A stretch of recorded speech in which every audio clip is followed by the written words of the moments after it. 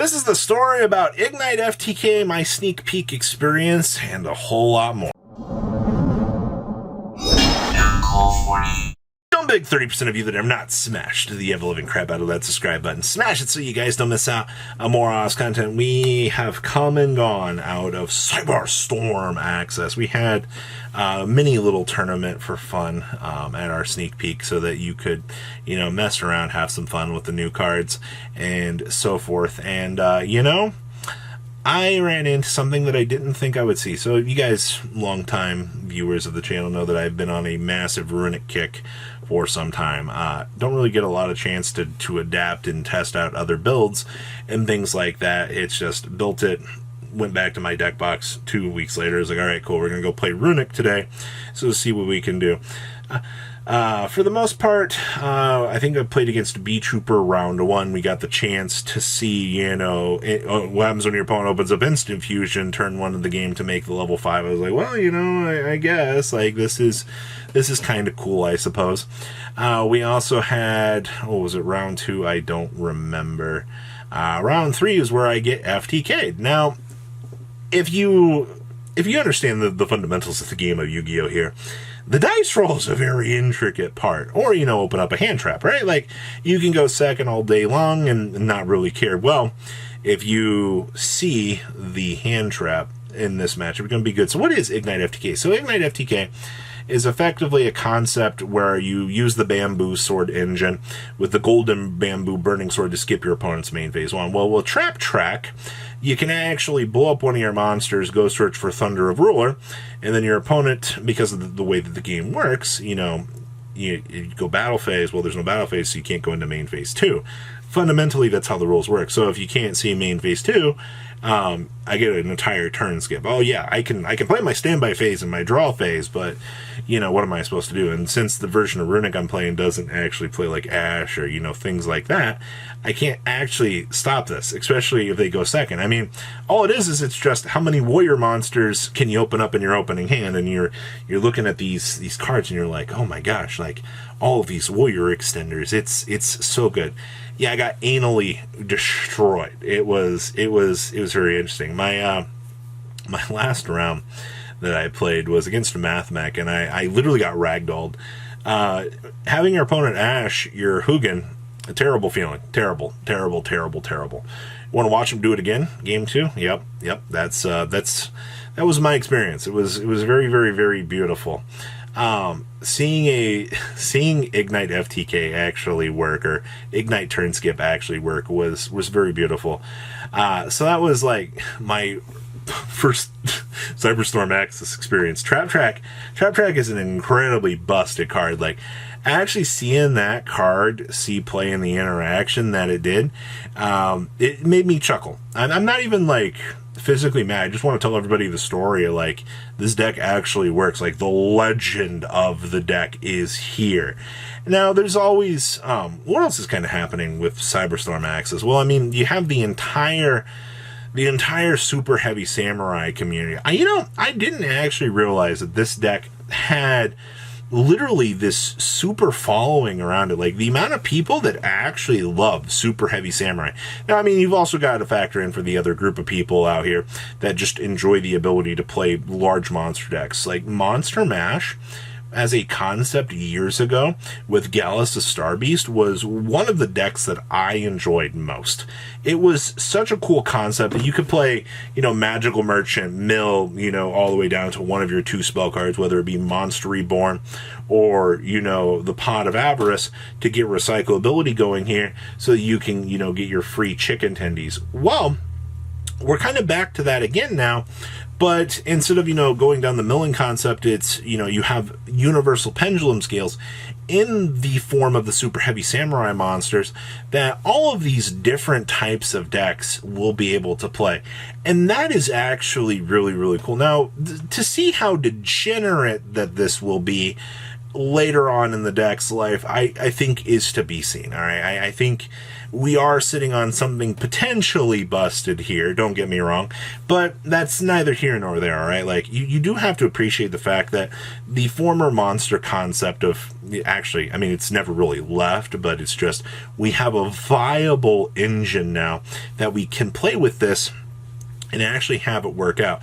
And that's what I want to see. I want to see more particulars of this, and I want to see more of this actually kind of unfold, not only for the super heavy samurai players out here that are very passionate about the deck, but also for the fact that it's cool in terms of deck building and things like that. Being able to gut out all your spells and traps and be able to do something, minus like Prohibition or something, is good. I mean, the deck's also got like a working FTK, but that's another story for another day. Outside of that, what else was really important out? I mean, Fallen of Albaz stuff is there.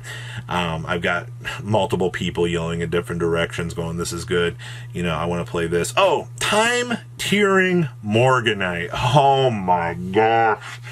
I was not able to pick up a set of a super rare out of all of the people that attended our sneak peek because every single person in the room wanted 3 copies of this. And I got looked at when I said to somebody, I was like, I'm just going to give up. Like, there'll be 50 cents later on in you know, a week or two, and they're like, I don't see how, like, this card is exceptionally busted. And I'm like, yeah, I got bad news for you. If you can go around, continue to trade $3-4 for, you know, a copy of the card. Sure, I don't really care. Go for it. You do you. I was like, I'm not in any rush. Like, it's not like I want to put together, you know, Stun right now and actually run around with it. I still have Runic, you know, until, you know, something happens to it, or, you know, we have to do a Force Evolution with the deck. I'll deal with that at that stage. But, you know, for now, like, it's just an afterthought in the back of my mind to be able to re-put back together Stun, be able to play Time Tearing Morganite. I mean, what are players supposed to do when you end on a Banisher and, you know, Inspector Border? The answer is not a lot. That combination of monsters is usually the nail in the coffin for a lot of decks. Now, how consistent am I going to open that up? Probably not a lot. I mean, like a Fossil Dino Banisher is pretty good.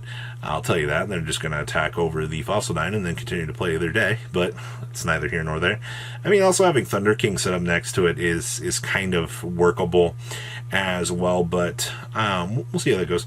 I didn't have a single person ask about Gold Pride stuff, which is kind of interesting in and itself. I know a lot of people were very hyped about that deck.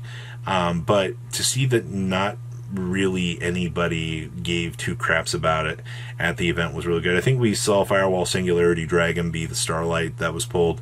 I only had one person ask about Chaos Angel, which was also very, very strange to me.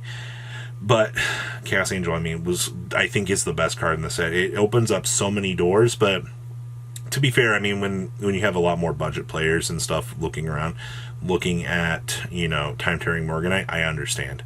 Cheap cards will always be the thing that people want to see, and then, I mean, the people that do have more accessible funds will just be able to buy stuff post sneak peek. I mean, that's usually how it works, and I think a lot of people kind of agree.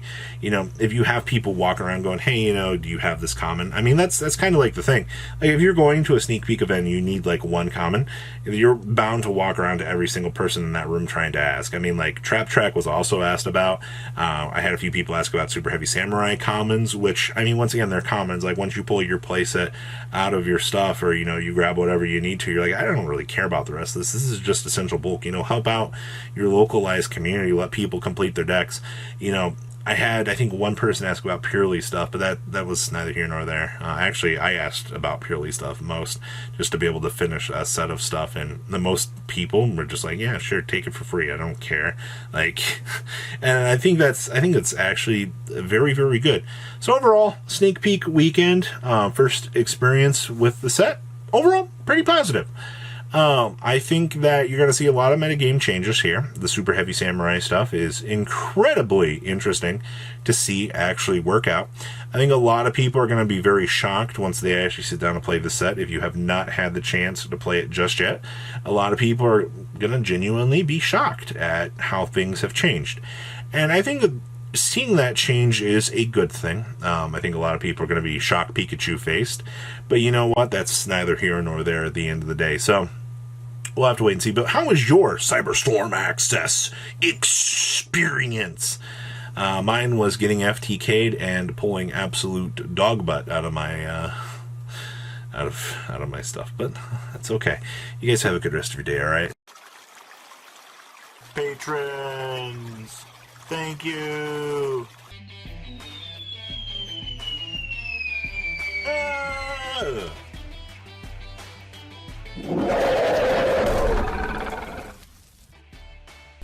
Thank you so much for watching. Check out these other videos.